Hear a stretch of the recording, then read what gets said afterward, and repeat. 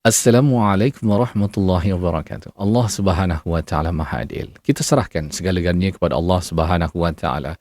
Walaupun pada hari ini kita mungkin mendengar berita, kita membaca, kita melihat, kita mengetahui tentang perkembangan dunia dan mungkin ada yang buat kita risau, buat kita takut, buat kita marah, sedih dan sebagainya. Namun semua ini kita harus kembalikan kepada Allah Subhanahu wa taala. Lihatlah betapa sedihnya juga dulu 20 tahun mungkin 10 tahun yang lalu, tapi hari ini perlahan demi perlahan kita dapat lihat agama Islam kita terbela. Walaupun ada orang-orang yang jahat, orang-orang yang dengki, tapi Allah yang Maha Berkuasa. Tentunya kita dapat rasa senang, tenang bila kita serahkan segala-galanya kepada Allah Subhanahu wa taala.